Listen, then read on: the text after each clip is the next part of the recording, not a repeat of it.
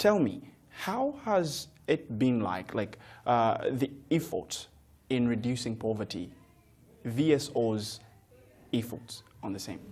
Thank you very much, Michael. Yeah, so as you mentioned, I mean, poverty is quite a complex issue. So poverty has various facets.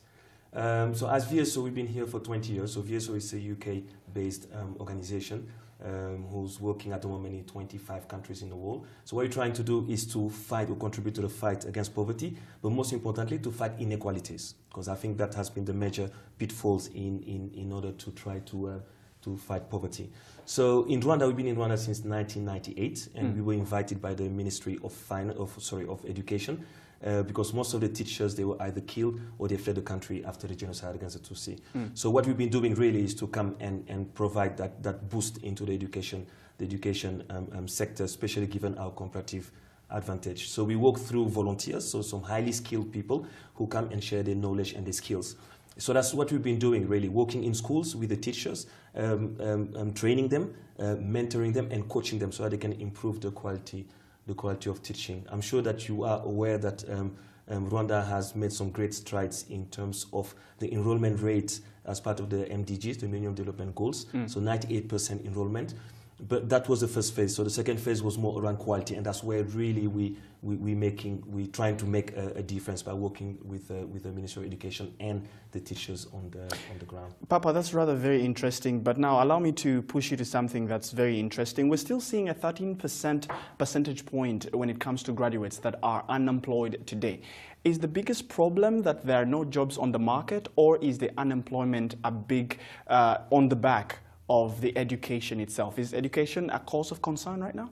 Education is definitely a concern. I mean, in most of the sub-Saharan countries, I think education is a concern. As I mentioned earlier, Rwanda has made some great strides in terms of enrollment rate. Now we are focusing on the quality. How can we make sure that the students that are going to school, especially at lower education, right? So we're talking about pre-primary and primary, because that's where you're building the foundation.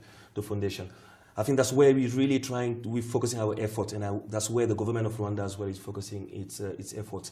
I mean, in terms of the unemployment rate, yeah, it's a challenge, and I think if you look at the new vision, the Vision 2050 of the country, and the National Strategy for Transformation, it's really clear that the government is making some strides as well to try to work with the private sector in order to create jobs as well for all these graduates.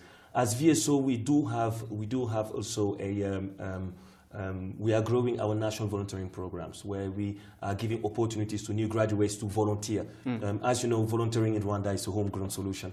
So we're giving them the opportunity to volunteer, looking at it as a practical training center where they get the skills, they get the experience, and so they're more open to the job market. And we have many examples where after a year or a couple of years, they get jobs as a sector education officer or even in other INGOs. So that's quite important. But as far as VSO is concerned, we are focusing on the lower education, because that's where we believe that we need to make sure that we are giving to the children the foundation, so that, you know, and the higher education, you give them all the tools to be able to be successful. Papa, what's the real way to go about eradicating poverty? I mean, we're seeing it going gradually, and for the past at least 20 years or 24 years after the genocide, this has been something to commend about Rwanda's strides. But what is the right way to go about this? Because, I mean, we don't want to be in poverty forever. Yeah. I mean, that's a big question you're asking, and I don't think that anyone has an answer to that, to be honest with you. But as I said earlier, poverty is it's a very complex issue. So it's not, you know, it's not an issue that you can solve with one bullet. So that's why I mean, you have the Sustainable Development Goals that were just ratified by United Nations a couple of years ago. But it's quite important because it look at three main principles. So you have the principle of universality. So how can you make sure that we are addressing the issue of every single human being? So even the most excluded, the most marginalized groups. But most of the time they are ostracized and they don't get access to services.